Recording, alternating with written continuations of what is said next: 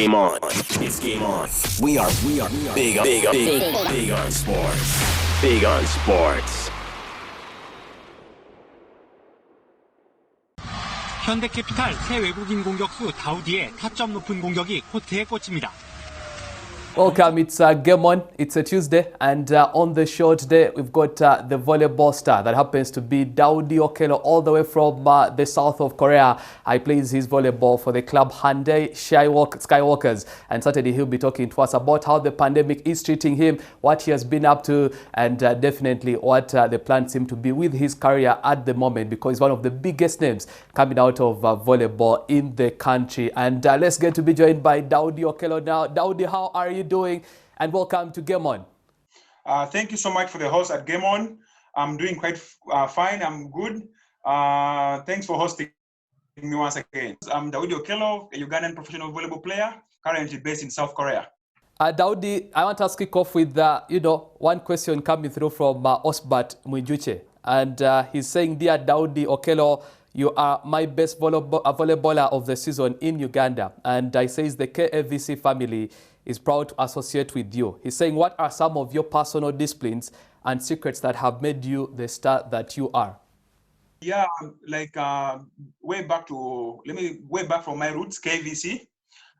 Discipline has been the key success of everything. Discipline. So I've learned, even if people take me as the best player or something, I believe in myself as well, but I don't put myself up there. I believe I respect everyone. So discipline. Then secondly, I accept to learn new things. Even if I'm praised, I'm someone's role model, but when someone comes tell me, change this, or you can add on this, it's important. I accept to listen and learn from it, So I accept to listen and learn. Then also, I do extra training. Sometimes the training won't be enough for you with the team. You have to do your own body health training, maybe sit-ups, sometimes small thing adds value. Then fourthly, I look outside the box. I don't compare myself within the box. I'm always not a comfortable zone. I'm not comfortable. I was nominated the best player of the year in Uganda, the MVP of third round in Korea. Yeah. But I'm not comfortable in that zone. I work more to get out of that box.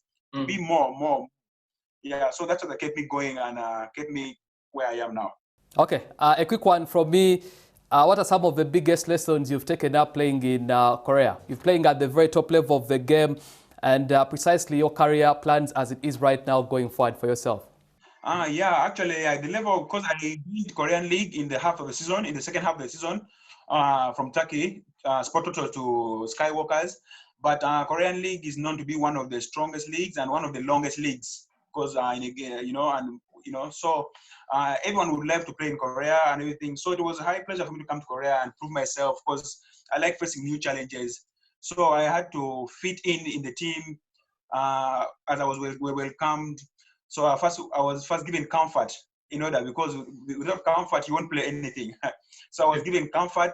After comfort, I started building all these things. Within a month, I was with the team together. So it was just steps taken.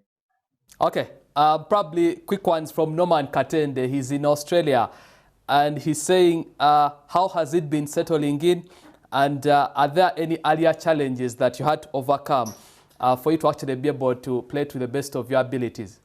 Actually, when I was transferring from Turkey to South Korea, my first thing to understand is where is it, south or north? It was south. Yes, fine. English speaking. Finally, I came here and I found I have a translator who interprets whenever, I have a personal interpreter who helps me out. So things became easy because I have someone who is very good at English, helps me out, to speak the language home. So that was one language barrier was sorted. There was no language barrier because I had a personal translator who could intermediate me with the team and the management. So the language barrier was, and the food issue also, I don't do so much spicy food. So they got chefs who do Western food, like Western meals without spicy food so much. And the guidance, I've been guided in all the things. Is there anything that you specifically miss back home in Uganda? I do miss my family so much. At this time of the year, I would be home with my family, having the time together, since I spent almost 1 year out of home. So normally I have 3-month holiday with my family, but I couldn't make it home because of the pandemic. So I do miss my family so much, my fiance also, and my former friends to be around with. But I believe everything will be okay and we shall reunite soon. Okay, and then finally, Noman Katende is asking, how do you spend your time when you are not playing volleyball? What do you do away from the court? Currently, I'm on holiday, I'm on leave. There's no active sports. What I do normally, I watch Netflix a lot, Netflix movies. I do walk with my dog. I have a dog I walk with here, so he has been there for me as well. I do drive around the city, places like coffee shops, to pass time, sometimes to please, you make arrangement with fans, take selfies. So workout, I do workout from home, and sometimes I can access the facilities to work out individual facilities because the teams they're home for holiday. So I do individual workouts and talk to my family on phone. The most time I spend is on phone with my family, video calling, most of them, my sisters. Yeah, so I feel home. I feel comfortable home. Probably finally from Edgar Karungi, he's asking, in general, how do you think the sport or volleyball can be professionalized? Because that is very important in times like this. And what do you think would be the contingency plan for sports altogether during the COVID-19 times? Volleyball can be professionalized or commercialized on my own thinking, on my perspective, like in Uganda, because that's where I come from. I know how the volleyball is. They have 12 teams, but these 12 teams, they don't have the same capital capacity. So to professionalize and to commercialize it, I think the team should reduce to teams that can afford the standard. So this will make direct players also join these 8 teams. Let me say 8 teams, and it will be more stronger. They will get more sponsorship because there's seriousness in the league. There will be too much paying someone. Someone is earning from volleyball. He would have to work extra. So this will bring the game back on table. That's why most of our players run to Rwanda, because Rwanda is semi-pro. So that's what should be done for Uganda. Okay. And then another one from James Oyat. He's saying there are concerns that Africans are being mistreated in Asia. How is it down in Korea? How do you respond to that? When they say Asia, it's big. Yeah, true. I heard about this in China, and actually I've been following it, seeing it happen in China, followed it. But in Korea, I haven't come across that. Actually, that's why the hospitality here is very fine, not only for me as a sportsman, but I've interacted with fellow Africans when I go out shopping. They really love Africans here, and there's nothing like racism against Africans.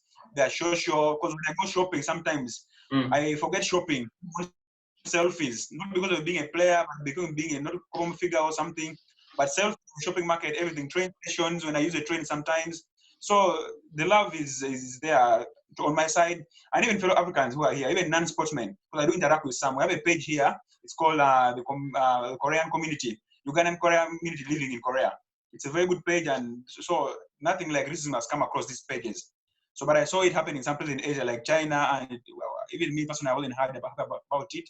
I wasn't happy about it when I saw it because, fellow black, we are human and all those things. But Korea, all the places I've been with, it's more comfortable. It's good to know yourself, Daudi. Quick one from Lilian Nachitende.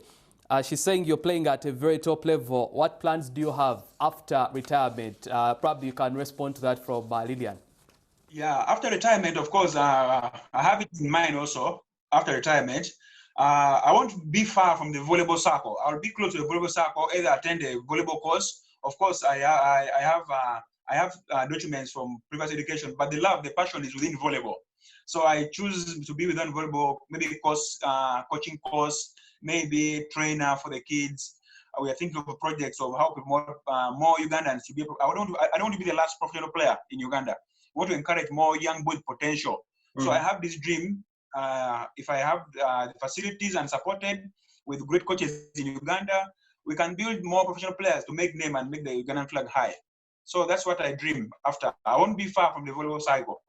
Okay, this is a follow-up from Lilian Nachitende, and she's asking, do you plan to get some partnerships to support volleyball academies in Uganda, especially from Korea? How do you plan to impact grassroots volleyball? Yeah, sure. I discussed this actually sometimes with some bodies in some school bodies in Uganda, like mostly high schools, primary schools, because this is where we can build from. So we have plans of this in place, but we're just waiting for the structure. Like the pandemic came before the structure was drawn and everything was in plan. I have this idea because, like I said, I don't want to be the last professional player. I don't care after 40 years, someone comes up from Uganda. I will be happy, even if I'm 40 years. But when the project or someone from the project or from Uganda is playing at that level, also, I will be interested to watch and I'll be happy. So we look on this to happen because there are some camps I want to put myself in as well or give a hand. So this is on the pipeline. After the pandemic, we have a full plan drawn. We've got one from Chris Ojamuge. I probably hinted on this earlier, but you might want to re-emphasize it. He's saying in this lockdown, how are you handling everything from food, accommodation, medical? He says, have you even learned the language? And how is the hospitality of the Korean people? Let me start from the hospitality. Hospitality is pretty good because, like I told you, being around Koreans, going to the market, selfies. So, I'm welcome everywhere I go. There's no racism to me or to any other blacks in Korea, in South Korea actually. Specific South Korea where I am. That's why I'm talking shopping. I cook if I want to eat like home food, I can prepare sometimes my own food. If I'm with the team and I don't like so my spicy food, the team makes me Western food, which is not spicy, good feeding. About accommodation, I can choose where to stay. I can choose to stay on my apartment and I can choose to stay with the team camp. So they provide for us 2 apartments, one near the team ground, one with your own location you want. So I decided accommodation is sorted. So about the food, I've hinted on it. About the accommodation, The language? Basically everything is fine. And the language? The language, yeah, I'm trying a bit of the language. I haven't had enough time, but at least I do communicate the court, the court words and shopping words. Some easy words I can construct. I send it good morning, greetings, appreciations, a lot of things like the basic language I do. Yeah, so just maybe when I have more time, I'm interested in learning the language more deeper. Okay, and then finally, as wrap it up, your final remarks to the young sportsmen, the young volleyball players, and your message to the Ugandan community out there. This goes to the sportsmen in Uganda. They should believe in themselves, respect their trainers, their coaches, their family, their parents, their fans. Also, it's important to respect the fan as well. They should keep working hard. Don't believe in drugs. Drugs don't work.